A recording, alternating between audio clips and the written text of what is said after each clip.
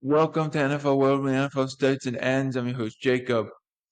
We're recording this before Monday Night Football begins, so we're just going to cover the games that are done.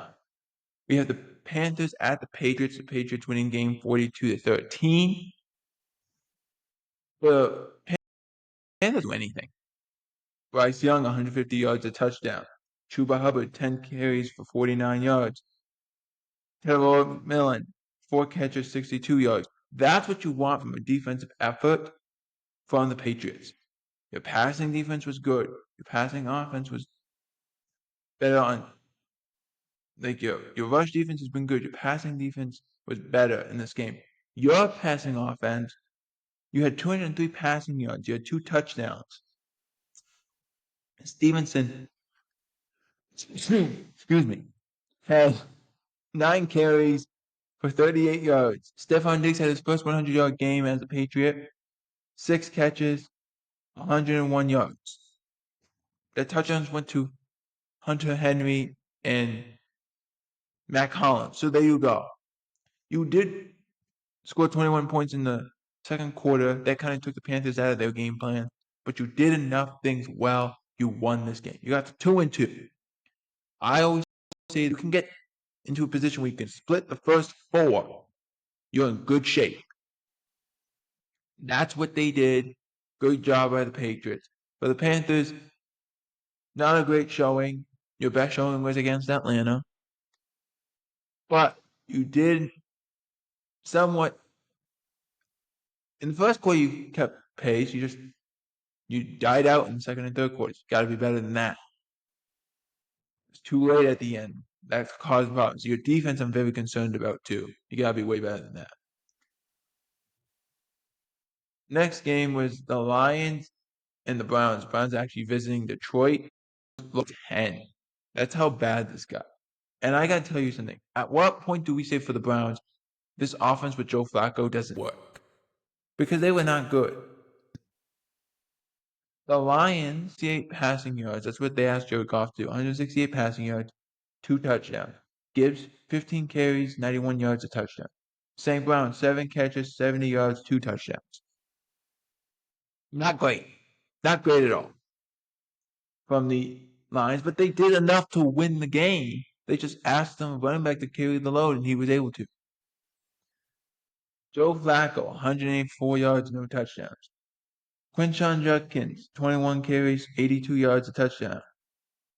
Isaiah Bond led you in receiving yards, 3 catches, 58 yards. That is not good enough from the Browns. You got to be way better than that. Way better. You have too many injuries. You just lost 2 of your best wide receivers, as it was just announced by Kevin Stefanski during his press conference. You cannot be that bad. You cannot be that bad. You have to be way better than that. You were bad. That is on you. The Bills, the next game was the Saints, the Bills. Bills winning the game 31-19 in a game that was too close for comfort. Spencer Rattler had 126 passing yards, a touchdown. He didn't really do anything through the air. Alvin Kamara had 15 carries, 70 yards. Okay? Raheem Shaheed had 4 catches, 47 yards. For the other side, for the Bills, 209 passing yards, 2 touchdowns for Josh Allen. 20 carries, 117 yards, touchdown for James Cook. Khalil Shakir had 5 catches, 69 yards, a touchdown. Problem with Bills, sometimes they sputter out, and then it takes them a while to get going again. It's going to be hard to do. Like, even though you had a good enough offensive showing in this game, you cannot allow those things to happen, and they has to be addressed. They need to address it. For the Saints, I just don't think the Saints are a good team right now. And they might not be good for this year and maybe even the following year because they have to figure out this quarterback situation. And I don't think Spencer Rattler is the answer. I think he's too limited. I think you should have went and got somebody. And that has to be all figured out in the next coming hours. But let's figure something out together here. Because they need to do something. It's not good enough. Next up, Let's talk about this Ravens-Chiefs game. The Chiefs winning this game surprised. It surprised me. They won this game 37-20. I want to talk about the Ravens in a little bit. Let's look at the Mahomes and the Chiefs stats first, though.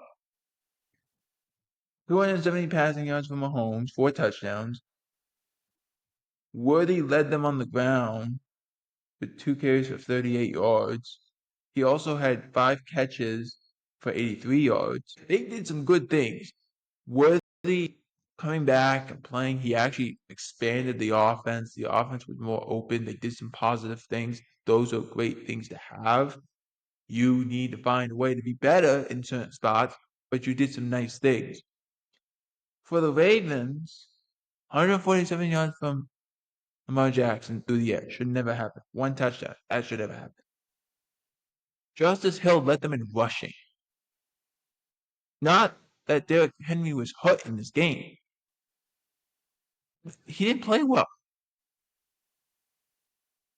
Justice Hill, 3 carries, 76 yards, a touchdown. Zay Flowers, 7 catches, 74 yards. Now, there was a lot of players defensively who were not in this game. The biggest injury did happen to the quarterback of the Ravens. Suffered a hamstring injury. We don't know the severity yet, but that was a big injury. Cooper Rush had to come in and finish the game, and it fell apart. It really fell apart. Before Jackson's injury, but it fell apart at the end completely. There's a couple pieces, though, I have to say. A lot of the Ravens players were not playing. Nandi Medibike was injured, and it was placed on IR either Friday night, Saturday morning. So that's a big loss. He's your best interior defensive player. He out with an injury. He's on IR. He's missing 4 games now. Kyle Van Noy, your best pass rusher, he did not play in this game. So that's a big injury. There's another player who was a pass rusher who wasn't playing in this game. I can't remember his name off the top of my head. Roquan Smith got hurt in this game. He didn't return. Marlon Humphrey got hurt in this game, did not return. Nate Wiggins got hurt in this game. He did not return. So when you hear John Harbaugh go to the podium at the end of the game and say, we're not a good enough team right now. Okay, that is true. I agree with what Devin McCourty said on NBC about how he felt this entire team was not good enough, and that they have the players, they have the people from previous teams that have been around greatness. They know what it's like. Why is it so bad? I get that. I get that understanding. But at the same time, I'm looking at it, I'm like,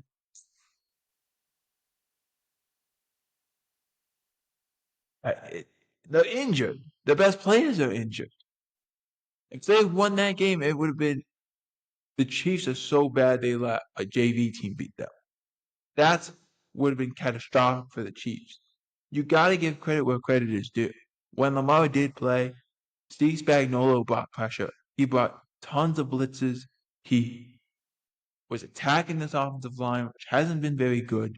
This run game, Derrick Henry was not playing well.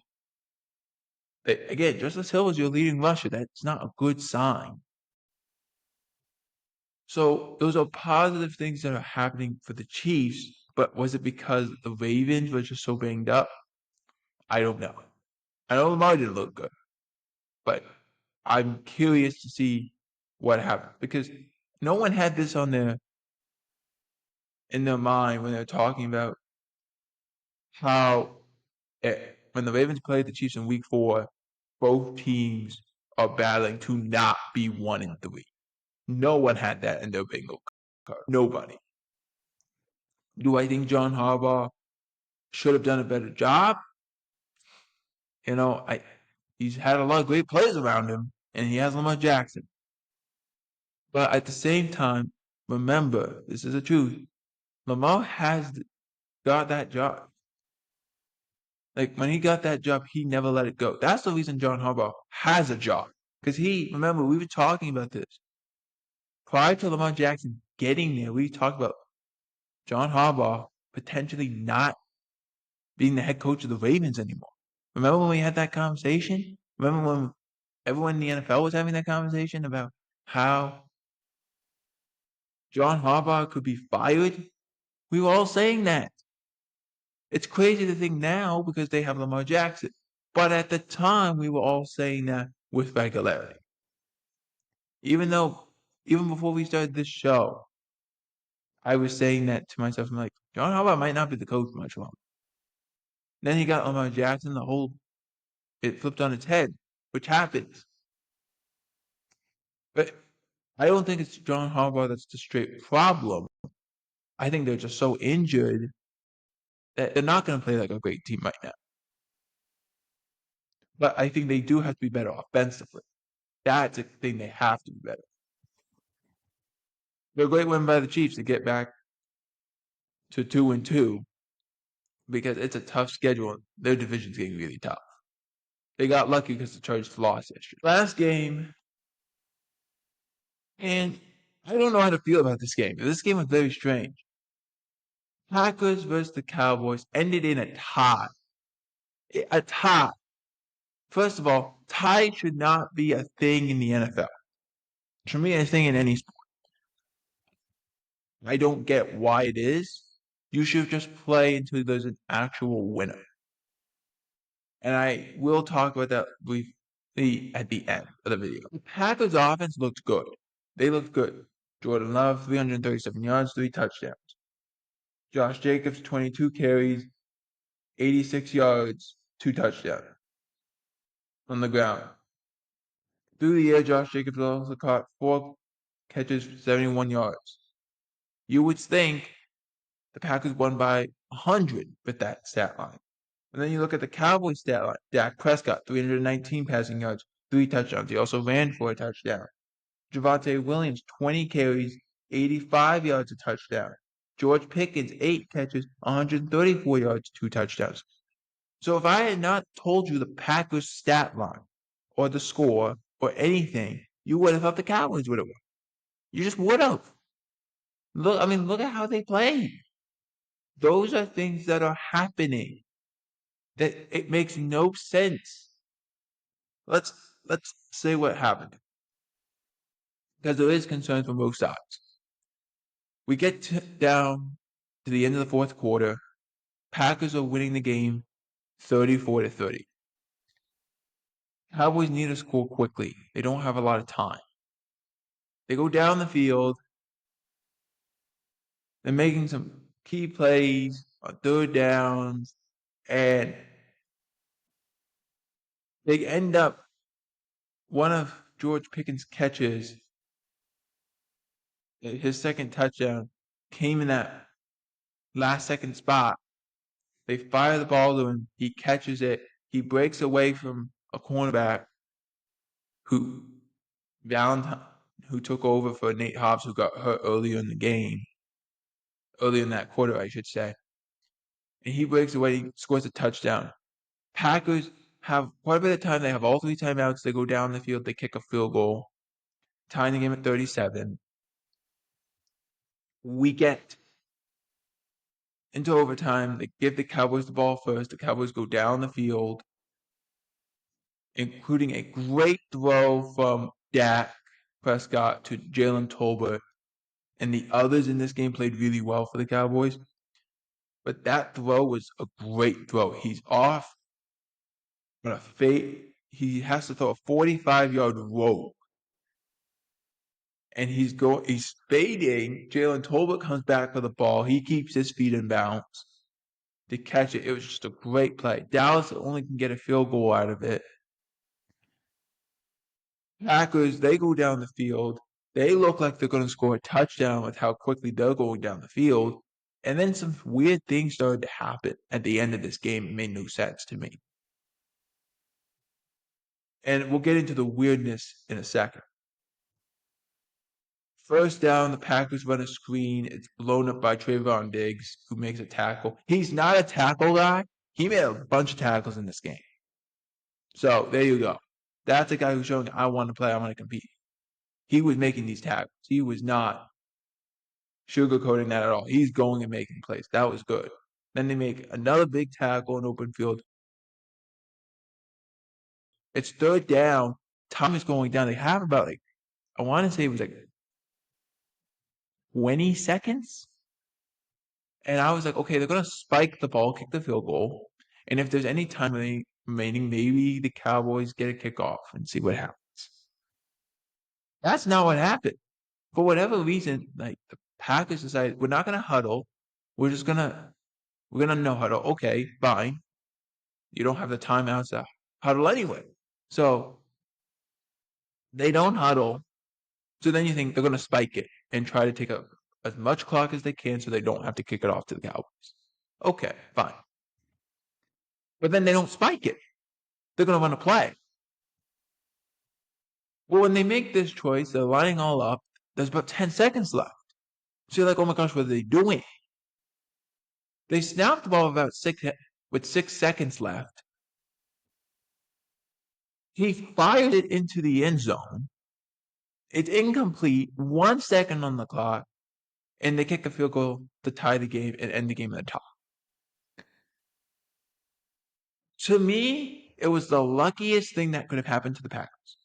Not because the Packers are lucky for just it through their history. I'm talking about that was a bad choice. That was a bad call to make. Matt LaFleur made a terrible call. Jordan Love should have overruled him. He's been around long enough. He should have overruled him. He should have said, nope, we're spiking it. We're spiking it. We're not huddling. We're just going to go up to the line. We're going to spike it. We're going to take some time off the clock, but we're going to spike the ball. And we're going to give McManus a chance. Instead, he says, no, we're going to do that, which puts it in question. If that ball does another turn, if that ball bounces back and doesn't go directly to the ground, that extra second that was left on the clock is gone, and the Cowboys win the game. And then we're all calling for Matt LaFleur's job. We're all calling for why did Jordan Love do that? We're all saying the same thing. Instead, that does happen. But another thing I thought about was what if the Packers would have thrown the ball short of the end zone and it was caught and the player does not get to the end zone? What would have happened then? There wasn't enough time. You snapped the ball with 6 seconds. 6 seconds left in the game, in the overtime period. You snap the ball. If you throw it short and he doesn't get into the end zone, there's a tackle. Let's say he gets tackled at the 2-yard line. The game's over. So it was just too risky of a play to make. Too risky of a choice. Why would they do it? It made no sense to me. They didn't have eagerness. They were not trying to do anything. They got to the 30-yard line and they said, okay, we're going to slow play it. And they did. And it nearly cost. They were lucky it did it. They were very lucky. Now, I'll say this. There's concerns for both sides. For the Packers, it's their special teams. Second time in 2 weeks they've had a blocked kick, whether it's a field goal or an extra point. They had a blocked field goal against the Browns that cost them the game. They had a blocked extra point. The Cowboys returned for 2 points after the Packers were winning the game 13-0. That becomes a 3-point swing. Dallas gets on the board. Then Dallas starts making things happen. So there's a problem on the special team that has to be sorted out. It really does. For the Cowboys, it's this defense. They are so bad. They got 1 sack in the game. 1. It was a forced fumble, which was from James Houston. Again, play James Houston more. Play him more. What harm could be done? He's the one guy who gets pressure consistently. Of all of them, of all the edge rushers, he's the one guy who gets consistent play. They're not good. They blitzed more. The defense did blitz more, but it didn't solve anything. They did get a little more pressure, but it didn't solve anything because they were blitzing too far away, so it wasn't getting in time, or they were telegraphing it so Jordan could Jordan Love could go and say, okay, no, we're going to do this instead. So that doesn't work. This linebacking room is so bad that it makes no sense. Kenneth Murray's missing tackles. Sometimes his eyes are in the wrong place. Jack Sanborn's the same thing. You benched Damone Clark. You deactivated him before the game. You played Shamar James, who this was his first NFL game. And yes, he missed a tackle. But at the same time, I prefer him over those two guys. That before those three guys I just spoke before about. I prefer that. Him. Maurice Leaf had a bad penalty, but at the same time, I still prefer him over those two starters, and I still prefer him over Damone Clark. And I understand you're going to get DeMarvion Overshown back sooner rather than later, but at some point, you have to go and ask yourself, should we go look for a free agent linebacker to sign? Should we go try to trade for a linebacker? Because this isn't going to work. We're not good enough. And I think that's what this Cowboys team really needs.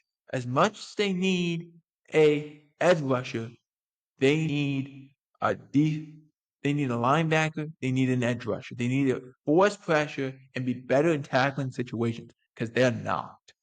And I'm concerned because it's too many times where their defense plays so poorly and their offense plays so greatly and nothing happens. Cannot happen. Final point. The overtime rule. I think if the game ends in an overtime and it's tied, you should have to either do the college style stuff, which means you should have to go put 20, go on like in college, you go put the ball on the 20 for the overtime. I think you do that. If the game is tied at the end of overtime, you start to do that. I don't think you can do the 20. I think you do want to adapt it. Maybe you do the 25. Maybe you do the 35 since you already have the players lined up there for kickoffs. You could do that. Be a little different, not too much. You could also, in my opinion, do it from the 50-yard line. Give them half the field. I prefer that, honestly. Start them at the 50. That makes a lot of sense to me. And you could do what Rodney Harrison was talking about, which I actually really like, which is just have a kickoff, basically. Just have the two kickers do penalty kicks, basically. You start him at the 30-yard line. You have him kick. Okay. He makes it. Then here's the next guy. All right. He makes it. Now we move it back 5 yards. So now they're kicking from the 35. And if he makes it, great. If he misses it, then the other guy has a chance to win it. And if he misses it, then you start doing that stuff. You keep the kickers engaged. You keep the special teams engaged. The reason I say the special teams is I don't think you should do it from a kicking stand. I think you should have to have the special teams units on the field. I think you should do it as there has to be a rusher. These kickers can't just be like, doing practice. They have to be from a rusher. So there has to be a rush of some sort. And if there's a penalty on it, they get to do it again. That's it. That's all you do. So if you say we're going to stuff them from the 30, you put the kicking unit out there, you put the special teams unit out there, you put the defensive special teams unit goes to go out there, and they get to run. They get to run it. Okay? Whether if they block it, okay, it's different. But and maybe you don't have them block it, but they have I don't know exactly how you do it, but you do it. Because if you don't do it that way, it looks too easy. You gotta try to make it your own. So if I would put the special teams out there, or at least put a couple guys out there to where it can look like, okay, the kicker has to actually have some urgency and kick the football. And he has to have his unit out there, just like the other side would have to do the same thing. And then you can do it. And then whoever wins the game. And that counts as a win. The other side counts as a loss. Tie should never happen.